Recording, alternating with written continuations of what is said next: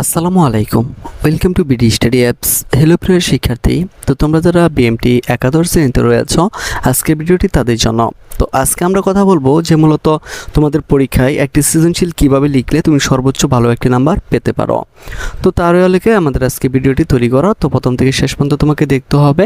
তো আশা করি তুমি সম্পূর্ণ বিষয়টি বুঝতে পারবে, আর এর ফলে তুমি তোমার পরীক্ষায় ভালো একটি নাম্বার পেয়ে যাবে। তো চলো শুরু করি আমাদের আজকে ভিডিওটি। তো আমি ইতিপূর্বে তোমাদের যে ভিডিওটা দেখিয়েছি, তো সেখানে কিন্তু আমি তোমাকে মূলত যে তোমাদের যে সিলেবাসটা আছে আমি সেই সিলেবাসটা তোমাদেরকে দেখিয়ে দিয়েছি। তো ঠিক আমি আজকে যেটা করবো সেটা হচ্ছে তোমাদের গদ্য অর্থাৎ গল্প থেকে আমি একটা সৃজনশীল দেখিয়ে দেবো, তারপর হচ্ছে পদ্য থেকে অর্থাৎ কবিতা থেকে একটা সৃজনশীল দেখিয়ে দেবো, এবং তোমাদের উপন্যাস থেকে একটা সৃজনশীল দেখিয়ে দেবো। তো অবশ্যই ধৈর্য সহকারে মনোযোগ দিয়ে দেখো, তো আশা করি এরপরে তোমরা নিজেরাই লিখতে পারবা। তো চলো শুরু করি। তো আমাদের আজকে প্রথম যে গল্পটা নিয়েছি সেটা হচ্ছে আহ্বান গল্পটি। তো তোমরা জানো যে আহ্বান গল্পটির মূল বিষয়বস্তু হচ্ছে যে একটি বৃদ্ধ মহিলার সাথে একজন বা এখানে গল্পকথক বলতে পারো বা লেখকের একটা মমত্ববোধ তৈরি হয়েছিল। তো লেখক যখন তোমরা এখনও যারা আমাদের এই গ্রুপটিতে বা এই ব্যাচটিতে অ্যাড হতে পারো না, তারা দ্রুত আমাদের সাথে যোগাযোগ করো। তো এই গ্রুপে অ্যাড হতে হলে তোমাকে দুইটা জিনিস করতে হবে। একটা হচ্ছে আমাদের সাজেশনটা নিলে তোমাদেরকে আমরা এই গ্রুপে অ্যাড করে দেবো, ঠিক আছে? তো এই গ্রুপে অ্যাড হওয়ার ফলে তুমি যা যা শিখতে পারবে সেটা তোমাদেরকে একটু বুঝিয়ে দিচ্ছি। দেখো, এখান থেকে আমরা প্রত্যেকটা জিনিস সুন্দরভাবে বুঝে দিচ্ছি যে বাংলা ক্লাস নাম্বার 1, হ্যাঁ। তারপরে দেখো তুমি এখানে যে বাংলা ক্লাস নাম্বার 2, মানে একটা সৃজনশীল কীভাবে লিখতে হয়, মানে কীভাবে লিখলে ভালো নাম্বার পাওয়া যায়, সব কিছু কিন্তু এখানে বোঝানো হয়েছে, ঠিক আছে? বাংলা ব্যাকরণ থেকে তোমাদের জন্য ক্লাস নিয়েছে, তো একটা আবেদনপত্র কীভাবে লিখতে হয় সেটা বুঝিয়ে দেওয়া হয়েছে। যে হিসাব বিজ্ঞান নিয়ে তোমাদের যত সমস্যা আছে, হিসাব বিজ্ঞান নিয়ে ক্লাসগুলো করার পরে আর কোনো সমস্যা থাকবে না, ঠিক আছে? হিসাব বিজ্ঞান ভিডিও নাম্বার এই দেখো লেনদেন হিসাব সমীকরণ, তারপর হচ্ছে ভিডিও নাম্বার 4, মানে হিসাব বিজ্ঞান, বিজনেস, ইংলিশ, তোমাদের হচ্ছে ব্যবসায়, গণিত, হিসাব বিজ্ঞান, ইংরেজি, এইগুলা আর বাংলা সহ এত সুন্দরভাবে এখানে ক্লাস নেওয়া হয়েছে। যারা এখানে রয়েছে, ঠিক আছে, যারা এখানে রয়েছে তারা কিন্তু এগুলো খুব ভালোভাবে বুঝতে পারতেছে। আর তুমিও যদি পরীক্ষা ভালো একটি ফলাফল করতে চাও তাহলে সরাসরি আমাদের সাথে কন্ট্যাক্ট করো, আর আমাদের সাজেশন নিলেই তোমাদেরকে আমরা এই গ্রুপে অ্যাড করে দেবো। তো আশা করি বিষয়টা তোমাদেরকে বোঝাতে পেরেছে। তো যারা আমাদের এই গ্রুপে অ্যাড হতে চাও, মানে একটা মাত্র প্যারাগ্রাফ দিয়ে সকল প্যারাগ্রাফ কীভাবে লিখতে হয় সেটা তোমাদেরকে বুঝেছি, একটা মাত্র লেটার দিয়ে সকল লেটার কীভাবে লিখতে হয় সেটাও তোমাদেরকে বোঝানো হয়েছে এখানে। তারপরে ইংলিশ ভিডিও নাম্বার, এখানে গ্রামারগুলো তোমাদেরকে বোঝানো হয়েছে, তার পাঞ্চুয়েশন তোমাদেরকে বোঝানো হয়েছে, মানে সকল কিছু এখানে বোঝানো হয়েছে, হ্যাঁ। তো তুমি চাইলে কিন্তু এখানে অ্যাড হয়ে যেতে পারো। আর এখানে অ্যাড হওয়ার জন্য কিন্তু আমাদের কাছে অবশ্যই যোগাযোগ করতে হবে। সারা জীবন যদি এখানে রিকোয়েস্ট দেওয়ার মানে রেখে দাও তাও কোনো লাভ নাই। সহজ কথা হইতেছে এটার জন্য তোমাকে আমাদের সাথে কন্ট্যাক্ট করতে হবে। শহরের থেকে তিনি মূলত যখন তার গ্রামে আসছিল তখন কিন্তু ওই বৃদ্ধ মহিলাটা তাকে কিন্তু সে নিজের ছেলের মতন ভালোবাসছিল, ঠিক আছে? আর যখন আর বৃদ্ধ মহিলাটা তাকে কি নানাভাবে আদর আপ্যায়ন করার চেষ্টা করেছিল, কিন্তু সে তাকে গোপাল বলে সম্বোধন করতো, এবং সে তার কাছে একটা সর্বশেষ প্রতিশ্রুতি নিয়েছিল, সেটা হচ্ছে সে যদি মারা যায় তাহলে যেন ওই ছেলেটা এসে তাকে মাটি দেয়। তো নিয়তির খেলা এরকম হয়েছিল যে যখন ওই মহিলাটা মারা যায় তখন কিন্তু ওই ছেলেটা কিন্তু শহরে ছিল, ঠিক আছে? শহরে ছিল, সে কিন্তু জানতো না, কিন্তু সে কিন্তু আচামকায় অর্থাৎ হঠাৎ করে কিন্তু সে তার গ্রামে বেড়ানোর উদ্দেশ্যে বা যে কোনো একটা কাজে কিন্তু গ্রামে আসছিল। আর এসে শুনে যে লোকেরা বলা বলি বলছে যে তুমি এখন এসছো যে ভালোই হয়েছে, কেননা ওই মহিলাটা মারা গেছে, তাকে মাটি দিতে হবে। তো জাস্ট এখানে কবি এভাবে বলেছেন যে বর্ণনা করেছেন যে তার বিদ্রোহ অর্থাৎ ওই মহিলার বিদ্রোহ আত্মাই কিন্তু তাকে এখানে ডেকে এনেছিল। তো আমি কিন্তু সংক্ষিপ্ত আকারে তোমাদেরকে গল্পটা বুঝিয়ে দিলাম, ঠিক আছে? তো তোমরা একটু গল্পটা পড়ে নিয়ে তো সম্পূর্ণ বিষয়টা তোমরা বুঝতে পারবা। তো চলো আমরা সৃজনশীলটি শুরু করি। তো এখানে যে কথাটা বলা হয়েছে যে তমালিকা সদ্য বিবাহিতা, শিক্ষিতা, নম্র ও ভদ্র মেয়ে, তার শ্বশুরবাড়ির লোকজন গোরা হিন্দু, সে তার স্বামীর নাম ধরে ডাকে। তো আমরা জানি যে হিন্দু ধর্মে মূলত স্বামীর নাম ধরে ডাকা যায় না, এর জন্য তাকে অনেক গঞ্জনা সহ্য করতে হয় বা দুঃখ কষ্ট সহ্য করতে হয়। কিন্তু সে জানে যে কোনো অন্যায় করেনি, অর্থাৎ সে জানে যে সে কোনো অন্যায় করেনি, বরং স্বামীর নাম মুখে নিতে পারবে না বলে যে কথা সমাজে প্রচলিত তা একটা কুসংস্কার। তো আশা করি তোমরা এটা বুঝতে পারছো, হ্যাঁ। আমাকে এটা ধীরে ধীরে তোমাদেরকে বোঝাতে হচ্ছে, কারণ এখানে আমার তাড়াহুড়া করে চলবে না, তাহলে কিন্তু তোমরা বুঝতে পারবে না। আর তোমাকে যদি বোঝাতে না পারি তাহলে এত কষ্ট করে ভিডিও বানিয়ে আনে আমার কোনো লাভ নেই। তো এক নম্বর হচ্ছে যে প্রথমবার বুড়ি গোপালের জন্য কী এনেছিল। তো আমরা এখন বুঝবো যে আমাদের গল্পটা কীভাবে, আমাদের অর্থাৎ সৃজনশীলে কীভাবে লিখতে হবে। তো ক খতে তেমন কিছু আসে যায় না আমার, তো কটা একটু বুঝিয়ে দিই। ক যেভাবে আছে শুধু উত্তরটা লিখবে, যা বলছে তাই লিখবা। এখানে উত্তর বলতে যে দেখো প্রথমবার গোপালের জন্য কী আনছিল, শুধু দেখে যে আম আনছিল তাহলে কিন্তু প্রশ্নটা সুন্দর হবে না। তো তোমাকে সুন্দরভাবে লিখতে হবে প্রথমবার বুড়ি গোপালের জন্য আম এনেছিল, ওকে। খ নাম্বার খেয়াল করো, গোপালের মনে একটু কষ্ট হলো কেন, বুঝিয়ে লেখো। তো বিষয়টা কিন্তু গুরুত্বপূর্ণ। তো এখানে কেন কষ্ট হয়েছিল এটা তোমার কাছে জানতে চাইছিল, আর বিস্তারিতটা তোমার কাছে জানতে চাইছে। তো একটু খেয়াল করো, বুড়ির নিয়ে আসা দুধের দাম দেওয়াতে গোপালের মনে একটু কষ্ট হলো, কেননা ওই যে মহিলাটা যে তার জন্য দুধ আনছিল সে কিন্তু তাকে সন্তান তুল্য মনে করে কিন্তু দুধটা আনছিল। কিন্তু গোপাল কী করছিল, সে ভাবছিল যে হয়তো বা দরিদ্র মানুষ, সে আমটা এভাবে মানে দুধটা এভাবে আনছে, তাকে টাকাটা দেয়া দিই। কিন্তু পরে যখন তার অনুশোচনা হইলো যে না, আমি দামটা দেওয়াটা কি ঠিক হয়নি, কেননা সে কিন্তু স্নেহের খাতিরে কিন্তু আমার কাছে দুধটা নিয়ে আসছিল, এটা কিন্তু তার মনে হয়েছিল। যাই হোক, লাগভগ বুড়ির নিয়ে আসা দুধের দাম দেওয়াতে গোপালের মনে একটু কষ্ট হলো, মানে এটা তার পরবর্তীতে কিন্তু অনুশোচনা হয়েছিল। এখন তোমাকে একটু গুছিয়ে দিতে হবে যে গোপাল ভেজাল দুধ খাচ্ছে বলে বুড়ি খাঁটি দুধ নিয়ে আসে। বুড়ি যার নিকট থেকে দুধ এনেছে সে দরিদ্র হয়, গোপাল দুধের দাম দিতে চাইল, কিন্তু বুড়ি দাম নিতে চায়নি, কারণ এ দুধ ছিল স্নেহের দান। তারপরও গোপাল বুড়িকে দাম দিলে বুড়ি চলে যাওয়ার পর সে কষ্ট পায়, তখন সে উপলব্ধি করে দাম দেওয়াটা ঠিক হয়নি। তো দেখো কত সুন্দরভাবে কিন্তু একটা সৃজনশীল লেখা যায়। গ নম্বর বলছে, উদ্দীপকটি আহ্বান গল্পের কোন দিকটি নির্দেশ করে ব্যাখ্যা করা। একটু ভালো করে খেয়াল করো, খুবই মজার বিষয় যে উদ্দীপকটি আহ্বান গল্পের বর্ণিত কুসংস্কারের দিকটি নির্দেশ করে। এই যে এখানে কিন্তু একটা মজাদার বিষয় রয়েছে। দেখো তোমাকে কিন্তু জিজ্ঞেস করছে উদ্দীপকটি আহ্বান গল্পের কোন দিকটি নির্দেশ করে, এই জন্য কিন্তু তোমাকে কোন দিকটি নির্দেশ করে এটা কিন্তু তোমাকে লিখে দিতে হবে, আর এটার জন্য কিন্তু তুমি পেয়ে যাবে 1 নাম্বার, ঠিক আছে। আচ্ছা, এরপর বলছে কি, এটা ব্যাখ্যা করতে হবে। খেয়াল করো, আহ্বান গল্পের কেন্দ্রীয় চরিত্র বিদ্যা। গল্পের এই দরিদ্র অসহায় বিদ্যার সাথে কথকের পরিচয় হঠাৎ করেই। অচানা বিদ্যার পরিচয় জানতে চাইলে সে জানায় তার স্বামী করাতের কাজ করতেন। কথক বাল্যকালে গ্রাম ছেড়েছেন, ছেলেবেলায় গ্রামে কে করাতের কাজ করতেন তা কথকের জানার কথা নয়। বিদ্যা তার স্বামীর নাম মুখে আনতে পারবে না বলে পেশার মাধ্যমে জানিয়ে দেওয়ার চেষ্টা করছে। এই যে এখানে একটা কথা বলা হয়েছে যে বিদ্যা কিন্তু তার স্বামীর নাম মুখে আনতো না, তো এটা কিন্তু একটা কুসংস্কার। তো উদ্দীপক একটু খেয়াল করে যে তমালিকা কিন্তু সে স্বামীর নাম ধরে ডাকে, তো এটা কিন্তু একটা কুসংস্কার। তো দেখো এটার সাথে কিন্তু সেটা মিলে গেল, জাস্ট এভাবে মিলানোর চেষ্টা করবা। ওকে, তো উদ্দীপকের সদ্যবিবাহতা দেখো জাস্ট পর কিছু করছে না, উদ্দীপকটা আইনে শুধু এখানে বসাইছে যে উদ্দীপকের সদ্যবিবাহ তমালিকার কথা বর্ণিত হয়েছে। শিক্ষিকা ও নম্রভদ্র তমালিকাকে শ্বশুরবাড়ি নানা গঞ্জনা সহ্য করতে হয়, কেননা সে স্বামীর নাম ধরে ডাকার কারণে। তমালিকার শ্বশুরবাড়ির লোকজন এখনও কুসংস্কারে বেড়া জালে আবদ্ধ। জাস্ট এতটুকু যদি লিখে দাও তাহলে কিন্তু তুমি সম্পূর্ণ নাম্বারটা পাওয়া যাইবা। তো আশা করি এটা তোমরা বুঝতে পারছো। গ নাম্বারটা যদি দেখি একটু আমরা, উদ্দীপকের তমালিকা আহ্বান গল্পের বিদ্যার সম্পূর্ণ বিপরীত মন্তব্যটি যথার্থ মূল্যায়ন করো। হ্যাঁ, এখানে কথা হচ্ছে তমালিকা কিন্তু সে তার নিজের শ্বশুর বাড়ির বেড়াজালে আবদ্ধ, আর ওইখানে যে গল্পকথক এবং বুড়ির যে একটা সম্পর্ক হয়েছিল, যে মাতৃস্নেহের যে একটা সম্পর্ক হয়েছিল, সেটা কিন্তু সম্পূর্ণ বিষয়টা আলাদা। তো সেটা কীভাবে আমরা একটু তোমাদেরকে দেখিয়ে দিচ্ছি। দেখো, তো উদ্দীপকের তমালিকার কুসংস্কার মুক্ত, কিন্তু আহ্বান গল্পের বিদ্যা কুসংস্কারচ্ছন্ন। যে তমালিকা কিন্তু সে যে ভুল করেনি সেটা কিন্তু সে বুঝতে পারছে, ঠিক আছে, কিন্তু গল্পের বিদ্যা কি সে মানে কি সে এটা কি কুসংস্কার মনে করতো, কিন্তু তমালিকা কি করে এটাকে সে কুসংস্কার মনে করে না। তো খেয়াল করো, আহ্বান গল্পে বর্ণিত বিদ্যা কথককে চেনে না, কথকও তার সাথে পরিচিত নয়। অনেকদিন পর গ্রামে এসে কথক বিদ্যার সাক্ষাৎ লাভ করেন। কথক বিদ্যার পরিচয় জানতে চাইলে সে বলে আমার তো তেনার নাম করতে নেই বাবা। তার মানে কি এখানে একটা কুসংস্কার কিন্তু চলে আসছে। করাতের কাজ করতেন, বিদ্যা তার আজন্ম লালিত সংস্কার বসে স্বামীর নাম বলতে পারেনি, বিভিন্নভাবে স্বামীর পরিচয় জানিয়েছে। সহজ পথ তার কঠিন হয়েছে এই কুসংস্কারের কারণে। উদ্দীপকের তমালিকার কথা বলা হয়েছে, শ্বশুরবাড়ির লোকজন কুসংস্কারচ্ছন্নতার কারণে তাকে নানা গঞ্জনা সহ্য করতে হয়, কিন্তু তমালিকা জানে তার সংস্কার কোনোরূপ অন্ধকারে আচ্ছন্ন নয়, তাই সে স্বামীর নাম ধরে দ্বিধাবোধ করেনি। সে কুসংস্কার মুক্ত, তার মধ্যে সমাজের এই বেদেটি প্রবেশ করতে পারেনি। তাহলে দেখো একটা সৃজনশীল কিন্তু অনেক সুন্দরভাবে লেখা যায়। তো তুমি যে এগুলো এবার একটু সুন্দরভাবে গুছিয়ে দাও তাহলে কিন্তু হয়ে যাবে। আর একটা মজার বিষয় হচ্ছে, দেখো এখানে ক নাম আমি তোমাদের সাজেশনের ভিতরে অনেকে বলতে পারবো যে স্যার এখানে আপনি ক নাম্বার বা খ নাম্বারগুলো দিলেন, গ নাম্বারগুলো দিলেন না, কারণ তোমাকে মনে রাখতে হবে এটা সৃজনশীল দিবে তারা বানায়া, ঠিক আছে, একটা সৃজনশীল তারা বানায় দিবে। তাই এখানে যদি আমি জাস্ট এই সৃজনশীল যদি আকারে দিতে যাই তাহলে তুমি এই সাজেশনটা শেষই করতে পারবে না, আর এটা তোমার জন্য একটা গলার কাটা হয়ে দাঁড়াবে। তো সেটা আমি করতে চাইনি, এই জন্য এখানে ক আর খগুলা দিয়ে দিয়েছি, কারণ ক খগুলা তোমার সরাসরি কমন থাকবে আর বাকিটা কিন্তু তোমাকে নিজেদের লিখতে হবে, ঠিক আছে। তো আশা করি বিষয়টা তোমরা বুঝতে পারছো। ওকে, এরপরে চলে যাবো আমরা তাহারই পরে মনেতে, ঠিক আছে। পরে জাস্ট একটু লিখে দেওয়া আহ্বান গল্পে বর্ণিত বিদ্যা কুসংস্কার বেড়া জালে বন্দি, অন্যদিকে তোমাকে কুসংস্কার বেড়া পার হয়ে মনকে মুক্ত করতে পেরেছে। এতটুকু লিখলে যথেষ্ট, লিখতে হবে না।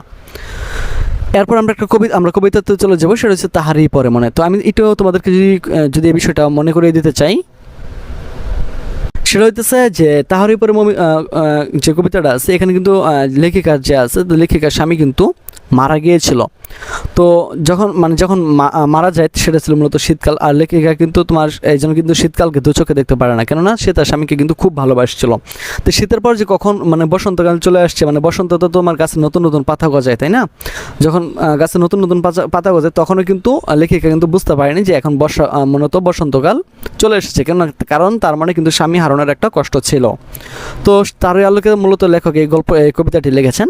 তো চলো আমরা একটু দেখে নিই। হ্যাঁ, আমরা একটা জিনিস মনে রাখবো যে এখানে কিন্তু লেখিকা তার স্বামীকে হারিয়েছিল, এই জন্য তার মনে অনেক কষ্ট ছিল। আর তোমার এখানে ঋতুরাজ বসন্ত চলে আসলেও চারদিকে কি ফুলে ফুলে সব কিছু ভরে গেলেও লেখিকার কিন্তু মন ভরেনি, কেননা তার মনে কিন্তু দুঃখ ছিল। তো চলো আমরা একটু দেখি। কৈশোরে সালমার বিয়ে হয়। তার স্বামী ছিল হাই স্কুলের শিক্ষক। মধ্যবিত্ত পরিবার, বেশ সুখের ছিল দাম্পত্য জীবন। সালমা তখন আরও সুন্দর মধুময় ভবিষ্যতের স্বপ্ন বুনতে থাকে। এমন সময় ঘটে বিপর্যয়, বাস দুর্ঘটনায় মারা যায় তার স্বামী। তো ওই দিক দিয়ে কিন্তু ওই লেখিকারও কিন্তু স্বামী মারা গেছেন। প্রচণ্ড আঘাত পায় সালমা, হঠাৎ করে যেন তার পৃথিবী বিবর্ণ হয়ে যায়। তো খুবই সুন্দরভাবে মূলত সৃজনশীলতা সাজানো হয়েছে। তো দেখি আমরা একটু। ক নম্বর বলছে সুফিয়া কামাল কোন রাষ্ট্রীয় পুরস্কার পেয়েছিলেন? তো জাস্ট এটা একটা ক নম্বর প্রশ্ন উত্তর, এখানে কিছু করতে হবে না, লিখবা সুফিয়া কামাল 21 পদক ও বাংলা একাডেমি পুরস্কার পেয়েছেন।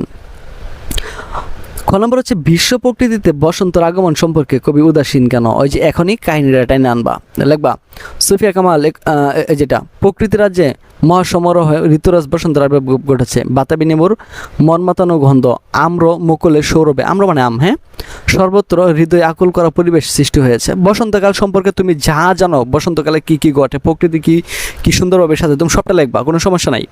কিন্তু বসন্ত কি কবি হৃদয়ে আবেদন সৃষ্টি করতে ব্যর্থ হয়েছে, কারণ শীতের করুণ বিদায় শূন্য কবিকে বিষাদ ভারাক্রান্ত করে তুলেছে। তাই বসন্তের আগমনে কবি উদাসীন। তুমি এখানে লিখতে পারো শীতকালে কবি স্বামী মারা গিয়েছিলেন, তাই শীতের পর বসন্ত আসলেও কবি কি মূলত শীতের শীত বা দুঃখের দিনগুলো রয়ে গেছে। এভাবে লিখলে তুমি খুব সুন্দরভাবে একটা নাম্বার পেয়ে যাবা। গ নম্বর উদ্দীপকের বক্তব্যের সাথে তাহারই পরমণি কবিতার মূল সুরের সাদৃশ্য। তো হ্যাঁ, অবশ্যই সাদৃশ্য আছে, খেয়াল করো। সুফিয়া কামালের তাহারই পরমণি কবিতাটি একটি আত্মজৈবনিক কবিতা। আত্মজৈবনিক মানে কি? তার নিজের জীবন নিয়ে লেখা একটি কবিতা। এই কবিতায় কবির ব্যক্তি জীবনের ছায়াপাত ঘটেছে। কথাটা কিন্তু অনেক সুন্দর। হ্যাঁ, কি সুফিয়া কামালের তাহার পরে কবিতাটি একটি আত্মজীবী কবিতা। এই কবিতায় কবি ব্যক্তির জীবনে ছায়াপাত ঘটেছে। যদি এইখান থেকে তোমার কোনো প্রশ্ন হয়, ক নাম্বারে তোমরা এইগুলো সুন্দর করে দিয়ে দিও, কাটার মতো কোনো সুযোগ নাই। কবির বিয়ে হয়েছিল কৈশোরে গ্রাতি ভাতা নেহাল হোসেনের সাথে হয়েছিল তার শুভ পরিণয়। শিক্ষিত উদার, তুমি যা জানো তাদের সম্পর্কে, যেতে তাদের অনেক ভালো ছিল, তাদের দাম্পত্য জীবন খুব সুন্দর ছিল, এরকম ছিল, যতটুকু তুমি জানো লিখবা। লেখার পরে লিখবা কি হঠাৎ করে শীতকালে এসে তার স্বামী কি মারা যায়। যখন মারা যায় তখন কবি কবি খুব দুঃখ পায়। আর শীতের আমেজের মধ্যে কি সে এগুলো নিয়ে বসে থাকে, এবং কি শীতের পরে বসন্তকাল চলে আসে। তবে কবি কি কোনো আনন্দ ছিল না, কারণ তার মনে ওই দুঃখটাই ছিল। তো দেখো একটু সুন্দরভাবে। যাই হোক, কিন্তু তার সেই স্বপ্ন বেশি পূরণ হয়নি। অকালে মারা যায় তার স্বামী, প্রচণ্ড আঘাত পান তিনি, বিবর্ণ হয়ে পড়ে তার পৃথিবী। উদ্দীপকের সালমার জীবন ও স্বামীর অকাল মৃত্যুতে বিবর্ণ হয়ে পড়ে। সুফিয়া কামালের মতোই তার মধ্যময় দাম্পত্য জীবন ছিল, কিন্তু ভবিষ্যতের স্বপ্ন সুখ স্বামীর অকাল মৃত্যুতে তার স্বপ্ন চুরমার হয়ে যায়। তোমরা যদি একটা জিনিস ভালো করে খেয়াল করো, তো একটু দেখো, আমি গ বিভাগটা যেটা আছে এটা কিন্তু 3টা প্যারাতে শেষ করছি। এই যে একটা প্যারা, এই যে একটা প্যারা, এই যে একটা প্যারা, তোমাদেরকে বোঝানোর জন্য আমি আলাদা আলাদা কালি ব্যবহার করছি। লাল কালি, তোমার হচ্ছে বেগুনি কালি, সবুজ কালি, ঠিক আছে? এভাবে তোমরা ছোট গ নাম্বারটা মিনিমাম 3টা প্যারাতে লিখবা, আর বড় গ নাম্বারটা 4টা প্যারাতে লেখার চেষ্টা করো। যদি 4টা প্যারাতে লিখতে না পারো তাহলে 3টা প্যারাতে লিখবা। খেয়াল করো। তারপর কি জিজ্ঞেস করছিল, বলছে তাহার পরে মনে কবিতায় বসন্তের যে সৌন্দর্য ফুটে রয়েছে তা বর্ণনা করো। আমি বলতেছি, আবারও শোনো। তুমি বসন্তের বর্ণনা করার আগে প্রথমে লাগবে হইতেছে কি এটি সুফিয়া কামালের, বা এটি এত লেখা দরকার না, লাগবে হইতেছে কি এই কবিতাটি কবির জীবনের সাথে সম্পৃক্ত একটি কবিতা। যখন তার লাগবা কবির বিয়ে হয়েছিল অল্প বয়সে, স্বামী সংসার খুব সুন্দরভাবে ছিল বা সুখে শান্তিতে ছিল। হঠাৎ করে তার স্বামী কিন্তু মারা যায়। যখন তার স্বামী মারা যায় তখন তার জীবনে কি দুঃখ কষ্ট নেমে আসে। সে মূলত শীতের আমেজে পড়ে থাকে, যখন বা কখন বসন্ত এসেছে সেটা কি খোঁজ পায়নি। এভাবে সুন্দরভাবে গুছে তারপর বসন্তের সৌন্দর্যটা লিখে দিবা। তাহলে দেখো, কবি সুফিয়া কামাল তাহারই পরে কবিতায় বাংলার বসন্তকালীন রূপশ্রীকে ফুটিয়ে তুলেছেন। বসন্ত পৃথিবীর সকল দেশেরই সৌন্দর্যের বা সুবাসের ঋতু।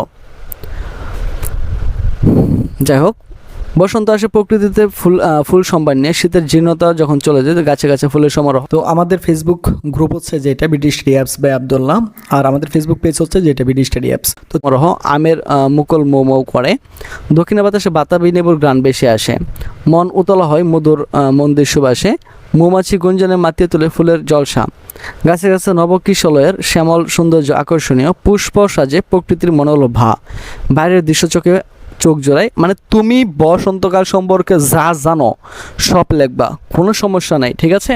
আর তোমরা হইতেছে শুরু নাম্বারটা মিনিমাম 1.5 পৃষ্ঠা লেখার চেষ্টা করবা, যতটুকু পারো তুমি, তোমার মনে যা চাই শুধু ওই টপিকটা মনে মাথায় রাখতে হবে। আর বড় নাম্বারটা মিনিমাম 1.5 পৃষ্ঠা লাগবে, যদি পারো 2 পৃষ্ঠা লিখো, কোনো সমস্যা নাই। তো দেখো, কবি সুফিয়া কামাল বসন্ত বর্ণনায় যথার্থ কবি সুলভ মনের পরিচয় দিয়েছেন সহজ বর্ণনায় ভেতরে দিয়ে। বসন্তকালীন শোভা ও সৌন্দর্য পরিস্ফুট হয়েছে। ফাগুনের কুবঞ্জন মানে হচ্ছে ফুলের বাগান, ঠিক আছে। ফুলে ফুলে চেয়ে গেছে শাখায় শাখায় নতুন পল্লবের আলিঙ্গন। জাস্ট এভাবে একটু সুন্দরভাবে গুছিয়ে দেবে। দেখো এটা কিন্তু আমি 3টা পারাতে লিখছি, যে 1, 2, 3টা।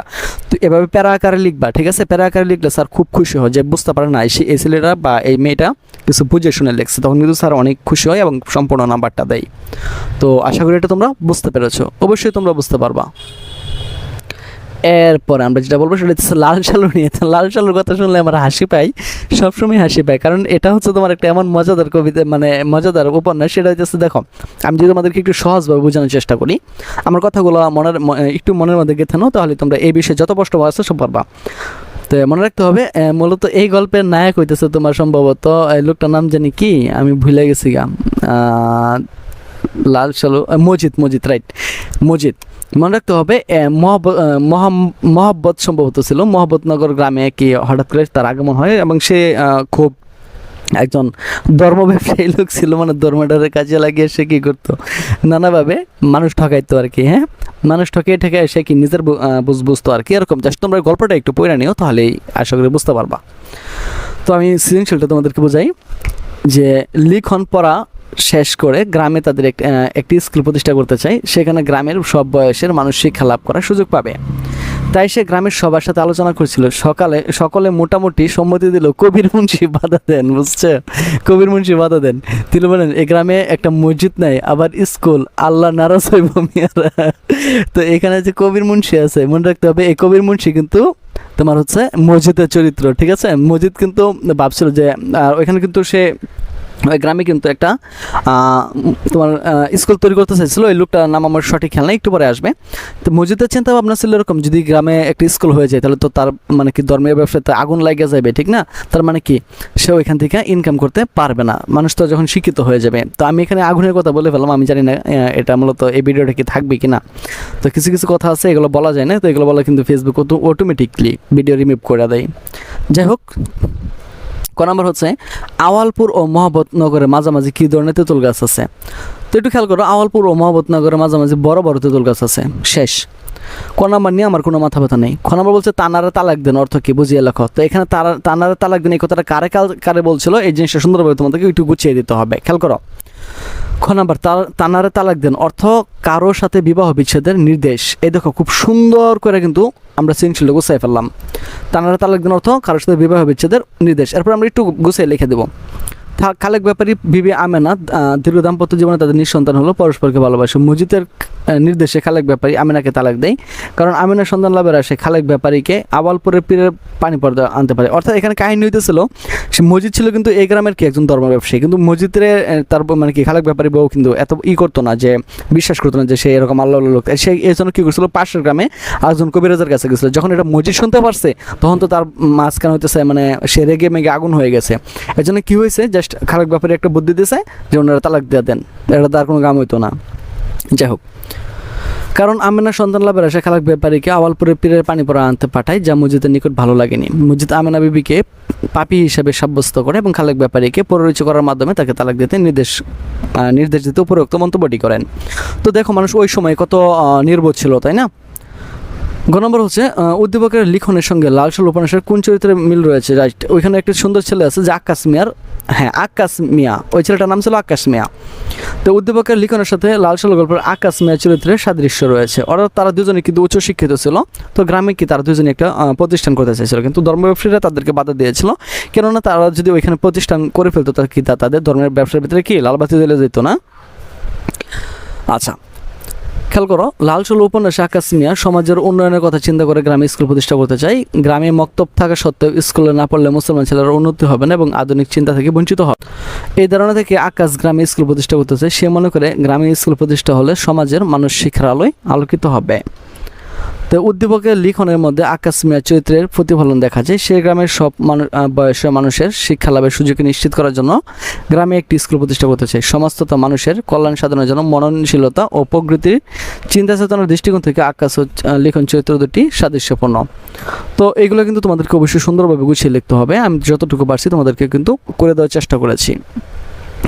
গ নাম্বার কি বলছিল আমাদেরকে, উদ্দীপকের করিম মুন্সি লাল সাল উপন্যাসের কেন্দ্রীয় চরিত্রের আংশিক বৈশিষ্ট্য ধারণ করেছে। করিম মুন্সি, হ্যাঁ লাল সালু আংশিক বলতে হ্যাঁ কিছুটা করছে, কারণ সে তো জাস্ট বাধা দিয়েছে। আর ওইখানে লাল সালু গল্পে তো মসজিদে একদম মানে কি দরবার খুলে নিয়ে বসছিল, সকালে এটা নিয়েছিল লোক ওটা নিয়েছিল, জাস্ট ওইটা দেখাচ্ছি আমি, সামনে দেখো। তো খেয়াল করি করিম মুন্সির কথাটা, উদ্দীপকের করিম মুন্সি লাল সালু উপন্যাসের কেন্দ্রীয় চরিত্র মসজিদের আংশিক বৈশিষ্ট্য ধারণ করেছে। কীভাবে করলো একটু দেখি আমরা। উদ্দীপকের করিম মুন্সি চারিত্রিক বৈশিষ্ট্য শুধু একটি দিক ফুটে উঠেছে, কিন্তু লাল সাল উপন্যাসে মসজিদের মধ্যে তার ভাগ্য পরিবর্তন সামগ্রিক ভাবনা প্রতিফলিত হয়েছে। কারণ সে কিন্তু ভাগ্য পরিবর্তনের জন্য কিন্তু দেশান্তর ঘুরতেছিল, কিন্তু তার ভাগ্য কিন্তু সহায় হয়নি। তাহলে দেখো আমি কিন্তু এটা 4টা প্যারাতে লিখছি, যে 1 2 3 4টা। তো তোমাদেরকে কোনো কালি করতে হবে না, জাস্ট একটু প্যারা আকারে লেখা দিও তাহলেই হবে। ওকে, তো উদ্দীপকের করিম মুন্সি যাই হোক, লাল সাল উপন্যাসে মসজিদ চেয়েছিল কোনো অসাম্প্রদায়িক শক্তি যেন তার মাজার থেকে প্রভাবিত করতে না পারে, অর্থাৎ এমন কোনো যেহেতু কাজ না ঘটে যেহেতু তার মাজারটা মানে কি নষ্ট হয়ে যায়। যদি মাজারটা তোমার নষ্ট করে দেয় তাহলে তো সে আর উপার্জন করতে পারবে না, ঠিক না? যদি গ্রামে স্কুল হয়ে যায় তখন তো তারা বুঝতে পারবে যে এগুলো কি বাউতাবাজি। এই জন্য কিন্তু সে বাধা দিয়েছিল। এই জন্য আক্কাস মিয়ার স্কুল প্রতিষ্ঠায় সে বাধা দিয়েছিল। পাশাপাশি সে ধর্মের স্লোগান দিয়ে মানুষের অন্ধবিশ্বাসের সুযোগের ক্ষমতার কেন্দ্রবিন্দুতে অসীন হয়েছে। সে সারা গ্রামকে নিজের আয়ত্তে রাখতে সূক্ষ্ম কৌশলের পরিস্থিতিকে নিজের অনুকূলে আনতে সিদ্ধহস্ত। তো উদ্দীপকের গ্রামের সবাই স্কুল প্রতিষ্ঠায় সম্মতি দিল, করিম মুন্সি যাতে বাধা দেন, অর্থাৎ অন্যদের উপর তার মসজিদের মতো প্রভাব নেই। তবে করিম মুন্সির আচরণে প্রকাশ পেয়েছে সে মসজিদের মধ্যে বন্ড ও প্রতারক, কিন্তু মসজিদ চরিত্রের সমগ্র দিক করিম মুন্সির মধ্যে প্রকাশ পায়নি, অর্থাৎ সে মসজিদ চরিত্রের আংশিক বৈশিষ্ট্য ধারণ করেছে। তো এর মধ্যে দেওয়া, তো আশা করি তোমরা সৃজনশীলগুলো বুঝতে পেরেছো যে আমরা সৃজনশীলগুলো কীভাবে লিখবো, ঠিক আছে? তো এর মধ্যে আরও কিছু টপিক আছে, দেখো এর মধ্যে কিন্তু এই যে আমি যে কক্ষগুলো দিয়েছি তোমরা এখান থেকে সুন্দরভাবে কক্ষগুলো শিখে নিবা, তাহলে আশা করি তোমরা এই গল্পগুলো সম্পর্কে খুব সুন্দর একটা ধারণা পাওয়া যাবে। হ্যাঁ, আমি এখানে সবগুলো দেখাচ্ছি না, আমি জাস্ট একটু তোমাদের ব্যাকরণ সাইটে নিয়ে যাই, কারণ আমাকে ব্যাকরণ থেকে তোমাদেরকে কিছু জিনিস দেখাতে হবে। আর তোমরা সৃজনশীল আশা করি নিজেরা এখন লিখতে পারবা, কোনো প্রবলেম নেই। তো ব্যাকরণ থেকে আমি কিছু তোমাদের জিনিস সামনে হয়তো বা সামনে যে ভিডিওগুলো আছে আমি আরও 3টা ভিডিও করব। একটা হচ্ছে ব্যাকরণের উপর, ব্যাকরণের উপর আমি একটা ভিডিও করব, আর হচ্ছে তোমার আবেদনপত্র, এখানে আবেদনপত্রের একটা ভিডিও করব, আর একটা হচ্ছে ভাব সম্প্রসারণের উপর আমি আরেকটা ভিডিও করব, ঠিক আছে? তো এর মাঝখান দিয়ে কিন্তু আমাদের বাংলাটা শেষ হয়ে যাবে। তো আগে যে ক্লাসগুলো অনেক সুন্দর হচ্ছে না, তো তোমাদের যে বন্ধুবান্ধব রয়েছে তাদেরকে অবশ্যই তোমরা একটু ইনফর্ম করে দেবে, কারণ একটা ক্লাস তৈরি করতে আমার অনেক কষ্ট হয়, বুঝছো? শুধু তোমাদেরকে ভালোবাসি বলে ক্লাসগুলো তৈরি করি। তো আশা করি বিষয়টি তোমরা বুঝতে পেরেছো। তো তোমরা অবশ্যই তোমাদের ফ্রেন্ড সার্কেলদেরকে একটু জানিয়ে দেবে যে তোমাদের জন্য আমরা কি সুন্দরভাবে একটি আয়োজন করেছি। তো আজকে কিন্তু বিদায় নিচ্ছি, কথা হচ্ছে আবার একটা নতুন ভিডিওতে। সে বন্ধু সকলে ভালো থাকো, সুস্থ থাকো এবং সাথে থাকো ভিডিও স্টাডি অফিসার।